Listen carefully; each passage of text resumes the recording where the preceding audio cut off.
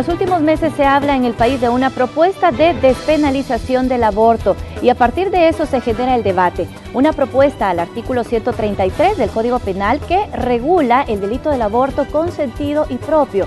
Dicha norma sanciona como delito condenable de 2 a 8 años de prisión el practicar un aborto con consentimiento de la mujer o que la propia mujer también se provoque a sí mismo el aborto. Cabe destacar que el aborto en muchas legislaciones está prohibido, pero muchos países regulan periodos o plazos de permisibilidad para realizarlo, agregando causales que permiten exculpar penalmente hablando de dicho acto por ser justificable según la norma de cada país.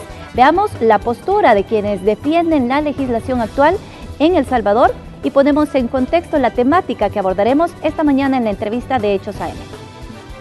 Representantes de la Oficina del Alto Comisionado de las Naciones Unidas para los Derechos Humanos aseguran que la despenalización del aborto en El Salvador es escandalosa, ya que es el país de América Latina que impone las condenas más severas. En El Salvador, al igual que en otros países de la región como Guatemala, Honduras y Nicaragua, el aborto es ilegal en cualquier circunstancia. El Código Penal salvadoreño establece penas que oscilan entre los 2 y 8 años de cárcel, tanto para la mujer que aborta como para quienes la ayuden. Incluso en la Asamblea Legislativa existe una propuesta de aumentar las penas hasta los 50 años de prisión. Sin embargo, también existen quienes piden despenalizar la interrupción del embarazo en casos específicos. Primero, cuando la vida de la salud de la mujer corra peligro. Segundo, cuando el embarazo sea fruto de violación sexual o trata de personas. Tercero, cuando exista una malformación del feto que haga inviable la vida dentro del útero. Y cuarto, en casos de violación contra un menor de edad o estupro. La Iglesia Católica dice que debe hacerse frente a la presión de organismos internacionales que buscan que en el país se aprueben estos cambios. Mire, esto no es nuevo. Esta es una agenda internacional de la ONU, bien sabemos, y de otros organismos que lo vienen de país en país ensayando y presionando a los gobiernos. No les hacen préstamos, sino aceptan esta ley, esta otra, etcétera, etcétera, etcétera. Entonces, yo no tengo explicación de esto, ¿sabe? Estoy tan sorprendido con este afán de matar al inocente que no tengo explicación por qué. ¿Por qué? Pero lo que yo sí le puedo decir es que no solo la Iglesia Católica, sino que toda persona creyente que tiene fe en Dios no puede aceptar esto. Por su parte, el presidente de la Asamblea Legislativa dice que por el momento el tema no está en la agenda de su partido político. Ese tema no está en nuestra agenda como Gana. Estamos enfocados en otros temas, respetamos a quienes pueden apoyar este tipo de propuestas, pero en este momento Gana no ha analizado y no en un futuro cercano va a analizar este tipo de propuestas. Para que en El Salvador se logre la despenalización de la interrupción del embarazo, se necesitan 43 votos del Pleno Legislativo. Pero mientras esto ocurre, serán los diputados de la Comisión de Legislación los encargados de estudiar las propuestas para emitir un dictamen favorable. Este es el tema que abordaremos hoy viernes para finalizar la semana de entrevistas en Hechos AM. ¡Comenzamos! Así es, comenzamos y para conocer la postura de quienes piden se abra la posibilidad de despenalizar el aborto, le doy la bienvenida a Sara García de la colectiva feminista. Un gusto estar acá, Celida, gracias por el espacio y va a ser un placer compartir la experiencia que tenemos y sobre todo pues algunos argumentos que ahora mismo se están utilizando en este debate nacional. También me da gusto poder compartir con Ima, que ya hemos estado en otros espacios y realmente siempre es un aprendizaje estar aquí. Bienvenida también Ima Aguirola de CEMujer, bueno, ambas representantes de organizaciones que luchan a favor de los derechos de las mujeres. Bienvenida. Muchísimas gracias, Célida, un gusto y por supuesto un gusto poder compartir con Sarita y también con nuestras amigas y amigos que están muy pendientes de una problemática grave en nuestro país, que debe de tener un análisis multidimensional y que debe de tener entonces una respuesta también muy integral y multidimensional, y esa es nuestra posición como CEMujer desde hace un poco más de 20 años que hemos venido abordando sobre esta, más que temática, problemática que enfrentamos las mujeres, que enfrenta la sociedad y que el Estado hasta ahora no ha tenido una posición responsable, clara y seria al respecto de su mandato constitucional de garantizar la vida también. A ver, es importante que se abra el debate, que se pueda conversar de este como de otros temas. ¿Cuál es el planteamiento que ustedes están haciendo? Son 4 causales las que ustedes están solicitando. Ya decíamos, en muchos países se ha hablado de causales muy en particular. ¿Cuáles serían esas?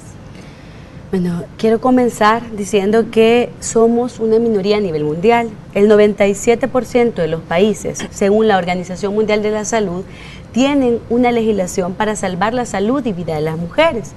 Pueden interrumpir embarazos por estas causales específicas. El Salvador es parte de un 3%, de una minoría que aún no ha decidido que salvar la vida de las mujeres realmente importa. Aparte también quiero comentar, como en este antecedente histórico, ¿verdad?, que esta realidad no siempre fue así. Antes de 1997, El Salvador tenía excepciones. En nuestro país existían causales que permitían que las mujeres, cuando se enfrentaban a una situación en donde su vida o su salud estaba en riesgo, podían ser atendidas y podían tener el tratamiento integral que ellas necesitaban. ¿Qué es lo que pasa cuando se penaliza el aborto? Como ya decía Ima, esta es una realidad compleja que merece soluciones complejas. No, la solución de criminalizar o de enviar a la cárcel a una mujer no resuelve la problemática. ¿Y qué es lo que genera esa ley? Bueno, yo quiero comentar algunas de las cifras y algunas de las realidades que hasta ahora nosotras hemos documentado y que también el Ministerio de Salud ha planteado. Una de las causales tiene que ver con la salud y vida, es decir, cuando una mujer llega a un hospital público, llega con una condición en la que necesita ser intervenida.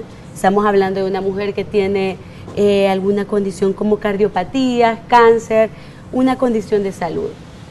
Llega al hospital público y entonces, en lugar de recibir la atención que necesita, pues lo que recibe es hay que esperar. Y esto, según el Ministerio de Salud, solo en el 2015 hubo 48 muertes por complicaciones en el embarazo. En el 2016, 31 muertes. 4 de estas muertes fueron por embarazos ectópicos.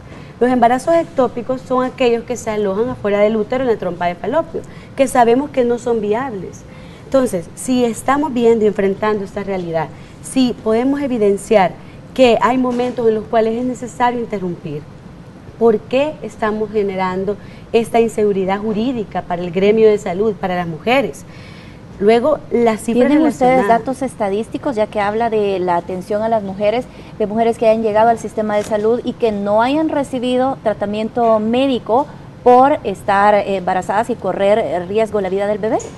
Estas cifras, estas muertes que ahora estamos nombrando, estas mujeres que no fueron atendidas o que recibieron una atención que no fue la integral o la necesaria, pues denotan. Porque entiendo que incluso en los hospitales públicos hay médicos especialistas en embarazo de alto riesgo. Correcto. Incluye estos casos como el embarazo ectópico. Usted mencionaba también una mujer que de repente se le haga un diagnóstico de cáncer y tenga que recibir algún tratamiento de quimioterapia. Recientemente la BBC sacó un artículo donde entrevistaban a un médico que estuvo en el Hospital Nacional de la Mujer. Y él decía, el titular de este artículo era: murió con el feto adentro porque la ley contra el aborto no nos permitió salvarle la vida. Y él justo relata el caso de una mujer que llegó con cáncer, que le dijeron, mire, no le podemos ofrecer el tratamiento, y al final ella murió y también murió el feto. O sea, no pudieron salvar a ni uno ni al otro. Entonces, el gremio de salud ya ha manifestado que hay una realidad en la que están de manos atadas. Y lo vemos en el caso de las mujeres, pero también en el caso de las niñas.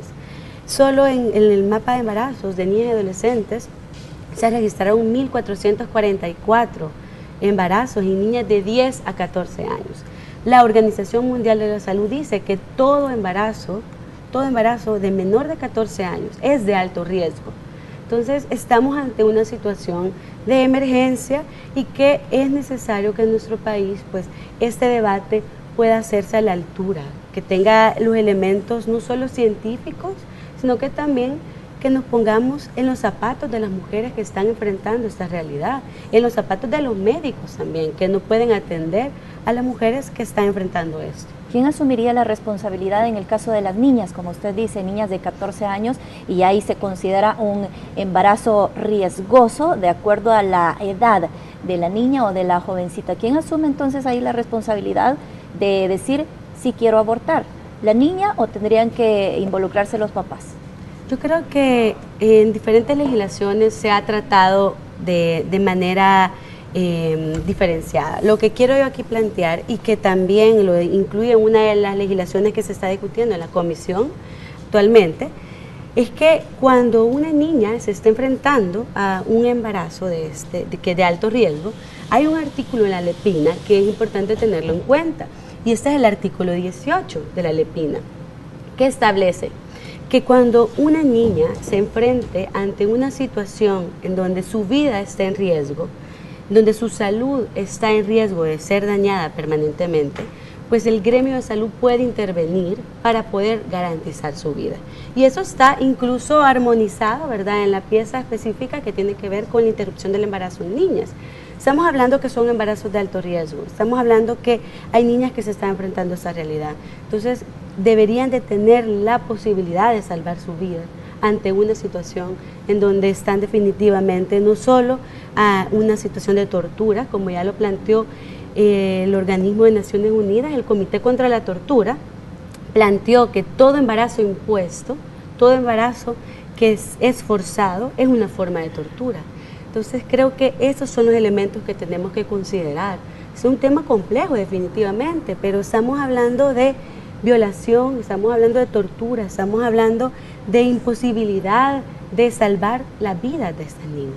Ahora, también se dice que al abrir la puerta, digamos, a esta posibilidad, se abriría también la llave como para que una persona con cualquier excusa pueda decir, bueno, yo voy a abortar, aunque simple y sencillamente se hable de un embarazo irresponsable, es decir, una persona que tiene relaciones sexuales sabe que puede quedar embarazada y si aún así no se cuida, pues obviamente sabe lo que se pueda tener.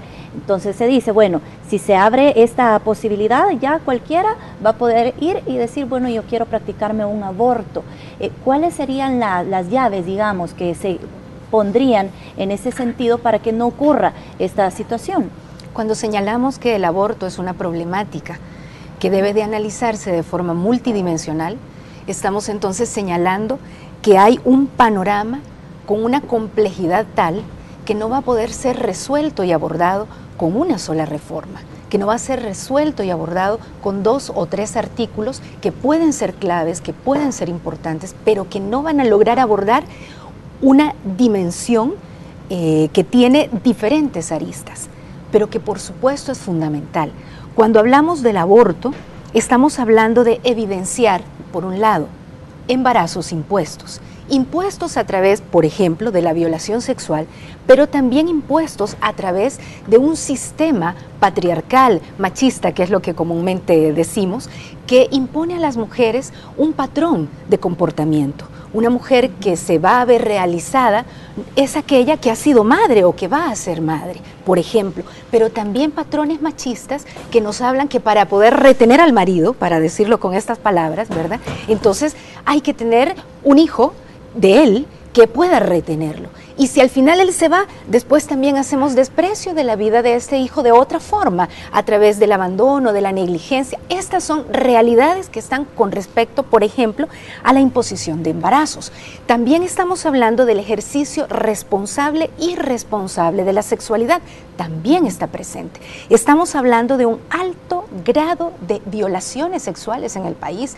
Cada 3 horas hay una violación sexual en El Salvador, donde más del 70% de los casos son personas que están relacionadas directamente con la familia y que son personas menores de edad, las víctimas, y donde en 8 de cada 10 casos se trata exactamente de familiares de las víctimas, y donde en el 100% de los casos estamos hablando además de personas que conocen a sus víctimas. Esa es otra parte del panorama. Otra parte del panorama también tiene que ver con el desconocimiento, con la ignorancia, con una serie de elementos relacionados con el tema de la educación integral para la sexualidad. Aquí para mencionar algunos de los aspectos del espectro complejo que luego te llevan a un embarazo no deseado, a un embarazo impuesto y a una situación de aborto. Lo que pretendemos, por un lado, es que no haya criminalización, porque con la criminalización a las mujeres tampoco estamos haciendo un abordaje. Muchas de estas mujeres son madres de familia también, que tienen 2, 3, 4, a veces hasta 5 o más hijas e hijos, que luego quedan también en el abandono porque ha habido un tema previo de paternidad irresponsable. Entonces, necesitamos hacer un abordaje integral donde, por un lado, ni se genere una situación de fortalecimiento de actitudes irresponsables en el ejercicio de la sexualidad, pero tampoco se criminalice a una víctima. Yo escucho el concepto de víctima, inocente y victimario. Entonces, no vamos entonces, porque según nuestra Constitución, el Estado salvadoreño debe garantizar la vida. Y cuando revisamos la sentencia de inconstitucionalidad del año 2011 y que fue su sentencia resuelta en febrero de este año, la sentencia de inconstitucionalidad, encontramos elementos clave fundamentales que las legisladoras y los legisladores deben de tomar en cuenta.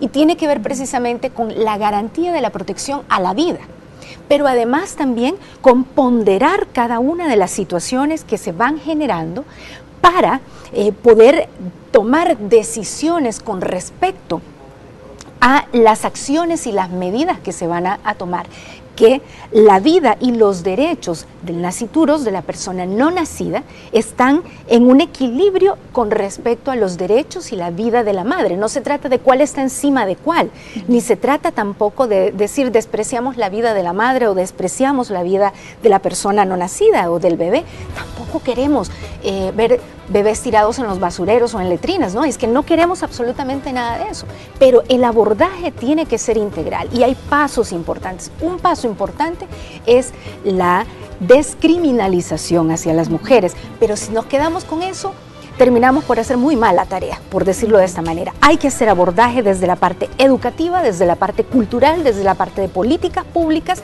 en el ejercicio responsable de la sexualidad, por supuesto, en el ejercicio responsable de la paternidad y de la maternidad. También encontramos comunidades no alejadas de San Salvador, sino que en el propio San Salvador, donde las niñas y niños de 4 o 5 años, usted lo ve en un semáforo ahí casi que tirados.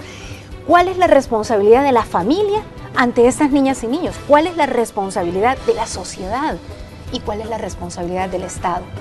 No puede ser posible que el Estado se lave las manos diciendo hay que ver o metemos a la cárcel a las mujeres.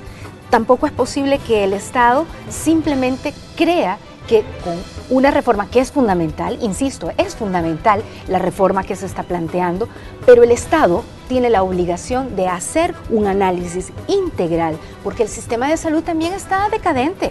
Si aquí en el sistema de salud tampoco nos engañemos, es cierto que usted encuentra condiciones donde hay quimioterapia ahí, pero ¿cuántos casos, por ejemplo, con el tema de la diálisis, que no se pueden dar?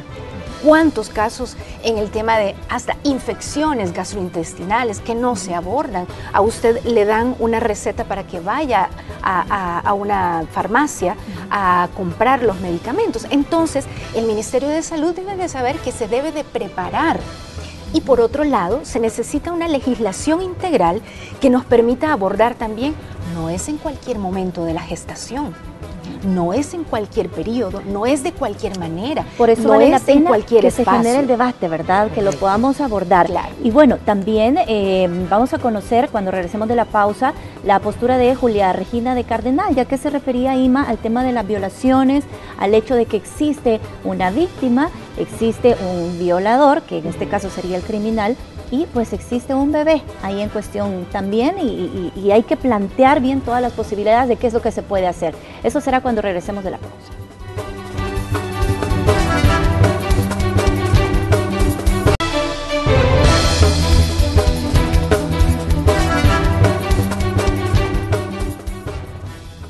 En el caso de una persona que está sufriendo, se está muriendo, una familia está sufriendo mucho de ver a su familiar a un papá, a una mamá, a una abuelita que está sufriendo, esa familia no puede decidir, matémosla ya, para que ella no sufra. Ese es un drama familiar. Y no se trata de imponerle a esa familia, no la puede matar, porque yo digo que no la puede matar, porque la ley defiende la vida. No es imponer, salvar la vida, defender la vida, no es imponerse sobre todos estos casos. El bebé es un ser humano que tiene el mismo derecho a la vida que todos nosotros. En un caso de un embarazo por violación, hay 3 participantes. El violador, que es el criminal, la mujer, que es la víctima, y el niño, que es el inocente. ¿Por qué le vamos a dar la pena de muerte al inocente? Matarlo de la forma más cruel, más cobarde, cuando no tiene la culpa. Yo creo que el trauma de una violación es una cosa que nunca se supera. Pero ponerle el peso de convertirse en asesina de su propio hijo es todavía más traumatizante para la mujer.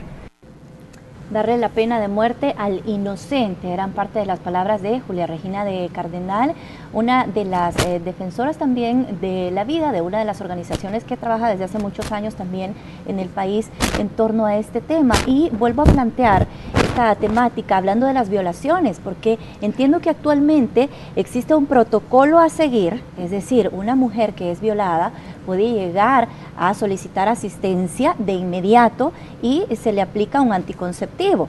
Entiendo que es así, o no se cumple el protocolo. Pues hasta ahorita ni el Ministerio de Salud ni el Instituto de Medicina Legal han dado parte y han dado información, a pesar de que públicamente se los hemos demandado, sobre esta situación. Es una responsabilidad del Estado hacer este abordaje también, por supuesto. Y es entonces caeríamos en la cuenta que muy probablemente no es suficiente este protocolo, o porque no se está cumpliendo este protocolo también se está haciendo esta solicitud o esta propuesta. Yo pienso que en cuanto al tema del protocolo, sí es cierto, existe, pero realmente pongámonos en los zapatos de una niña que ha vivido violencia sexual, una niña de 10 años. ¿Ustedes realmente piensan que una niña de 10 años va a estar totalmente empoderada para ir a poner una denuncia y para empezar todo un proceso? Estamos hablando de situaciones bien complejas. Pero caemos ahí también, Sara, en la responsabilidad de los papás. Sí, yo es creo decir, que sí. Yo como mamá soy responsable de mis hijos. Correcto. También. No, y los papás totalmente también. válido. Y bueno, ¿y qué pasa también con el criminal? Porque al final de cuentas se convierte en criminal la persona que tuvo relaciones con una niña de 10 años. Sí, y ahí es donde volvemos al tema de la impunidad, que es una de las características lastimosamente de nuestro país, la impunidad que existe ante los agresores, porque vemos 1.444 niñas de 10 a 14 años que enfrentaron una maternidad impuesta, pero no vemos 1.444 agresores que están siendo investigados. Y quiero referirme un poco al audio, ¿verdad?, que se mencionaba, y nosotras creo que tenemos que retomar la categoría vida. Nosotras estamos defendiendo la vida. A veces se considera como esta perspectiva dicotómica, ¿verdad?, quienes están a favor, quienes están en contra. Yo creo que eso no abona el debate. Aquí también estamos hablando de estar a favor de la vida.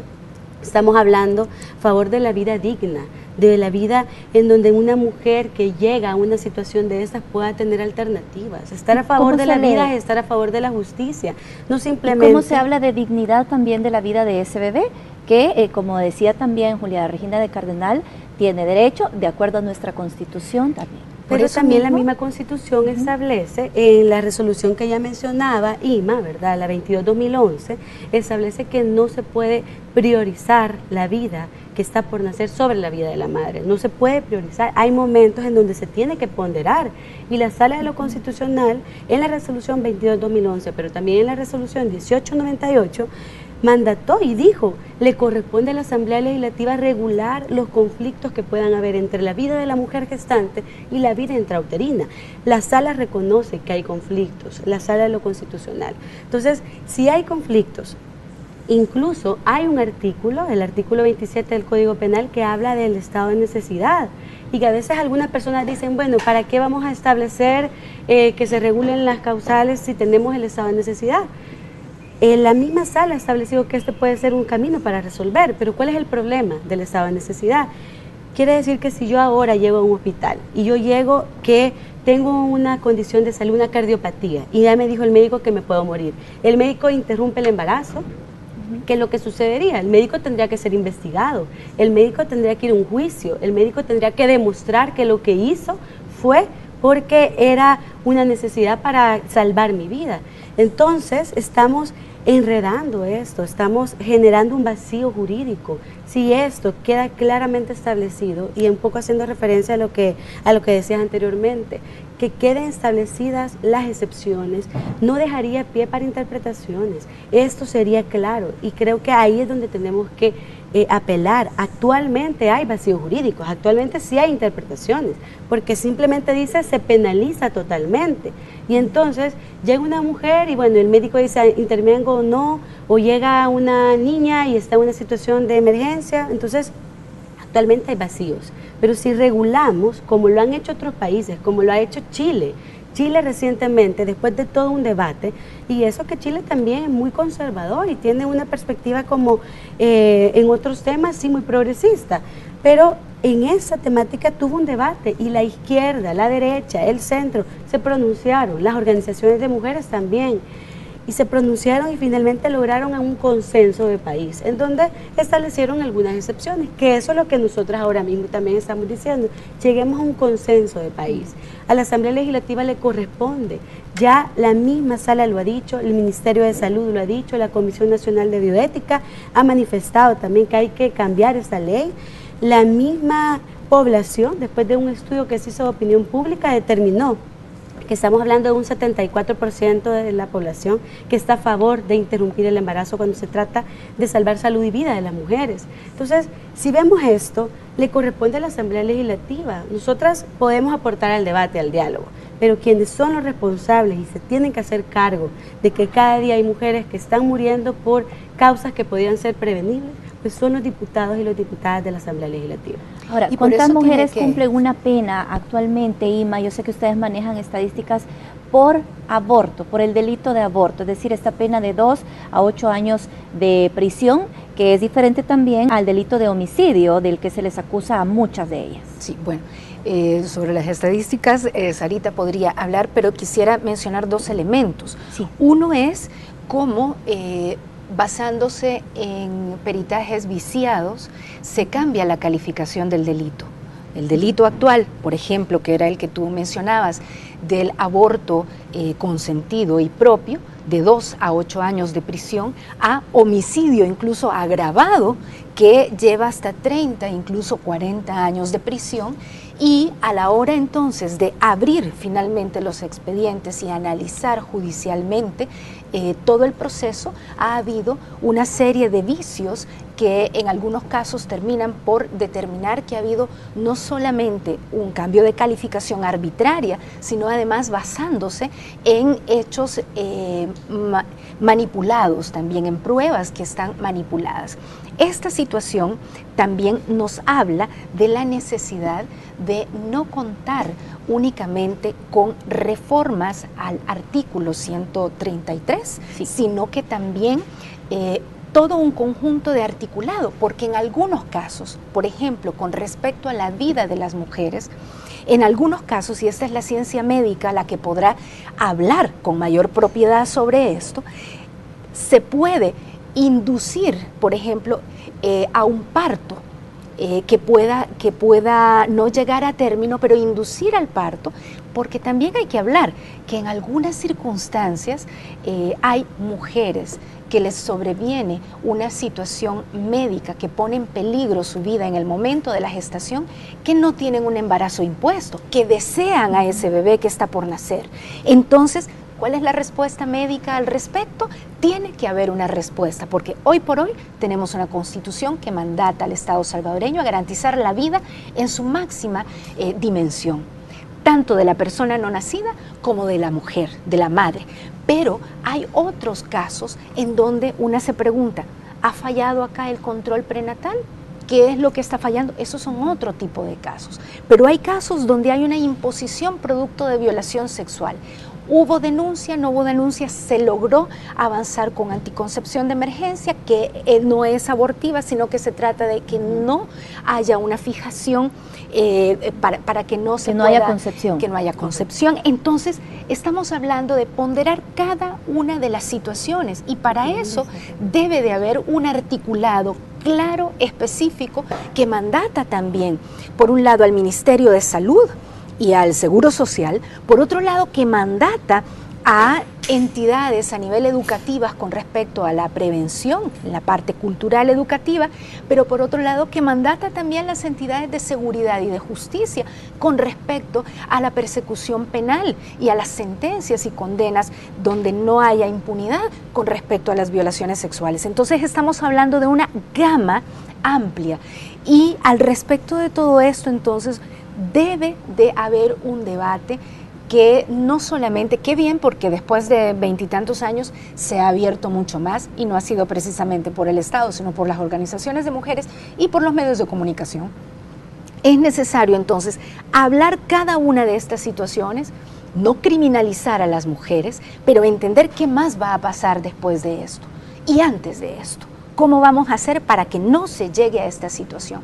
No hay que criminalizar, por supuesto no se trata de venir, porque yo he visto unos videos horrendos realmente, y eso no es lo que nosotras estamos pretendiendo, donde se meten ganchos y estas cosas, por favor, no.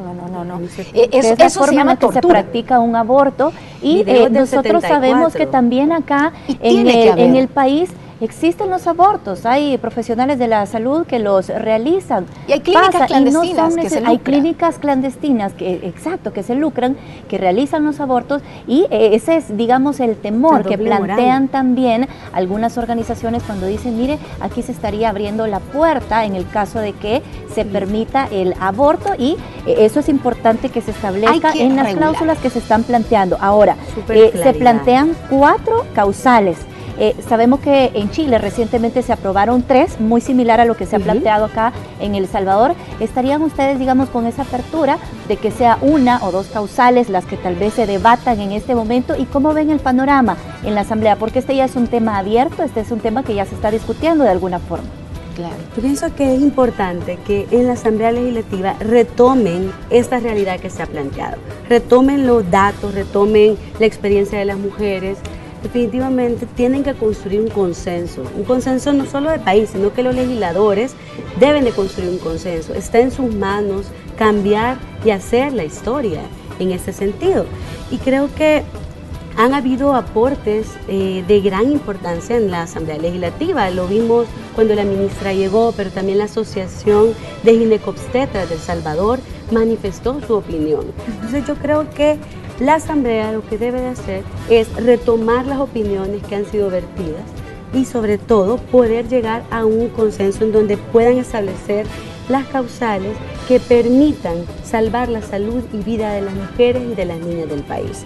Para mí esa sería la clave, más allá de ponernos en una cuestión tan específica, ¿verdad?, de cuántas, creo que lo que debemos de llegar es a un consenso en donde podamos tener los votos y sobre todo en donde podamos tener un debate más allá de las creencias personales, porque yo sé que pueden haber diputados que tienen sus creencias personales y que son respetables. Es decir, en esta democracia deben de existir opiniones diferentes, porque si no, fuese casi que una dictadura, ¿verdad? Entonces, deben de existir opiniones diferenciadas, pero cuando se trata de legislar a favor de las niñas, de las mujeres del país, cuando se trata de legislar a favor de un tema que ya hemos visto que en otros países se ha logrado resolver, incluso aquí en Centroamérica, Guatemala permite el aborto terapéutico, también Costa Rica lo permite, entonces aquí es donde los diputados deben de ir más allá y decir, bueno, mi creencia es esta, pero yo voy a legislar para la población. Y pueden haber diferentes posturas incluso de las iglesias, ¿verdad?, que son válidas y que ya incluso la Iglesia Católica, aunque ha emitido una postura como vimos en el video, la misma jerarquía de esta iglesia, estamos hablando del Papa Francisco, ha manifestado que en este tema no solo hay que hablar de compasión, sino que habló de perdón. Entonces la misma jerarquía de la Iglesia Católica tiene una perspectiva que es menos criminalizadora que en nuestro país. Además, hay otras iglesias, yo hago un recuento breve, la iglesia anglicana, la luterana, que sabemos que son iglesias que tienen una postura progresista en varios temas, pero que en esta se han pronunciado. Incluso Mario Vega, que es pastor en la iglesia LIM, hace poco le hicieron una entrevista en El Faro y también manifestó de que él piensa que no deben de estar cerradas todas las puertas en el tema del aborto. Bueno, Entonces, se ha abierto la posibilidad al debate, es lo importante, se nos está terminando el tiempo, pero gracias Sara por habernos acompañado. Ima, no me quiero quedar sin las conclusiones que nos puedas dar del tema. No, por supuesto, la integralidad es fundamental, la responsabilidad del Estado, ver todo el componente educativo de educación integral para la sexualidad, un combate franco, directo contra la impunidad y la violencia sexual. Estamos hablando del ejercicio responsable de la sexualidad, estamos hablando de no criminalizar a las mujeres, estamos hablando de la garantía de la vida en su máxima expresión, y eso es una responsabilidad del Estado. Hay que trabajar fuertemente en eso. Hay diferentes situaciones, cuando la vida de la madre peligra, cuáles son las acciones que se van a tomar, cuando la situación ha sido un embarazo impuesto por violación sexual, y cuando la vida de la persona no nacida al final va a ser inviable fuera del vientre materno. Entonces, estas situaciones que están ahí presentes. Muchísimas gracias a ambas por habernos acompañado y por compartir también las posturas.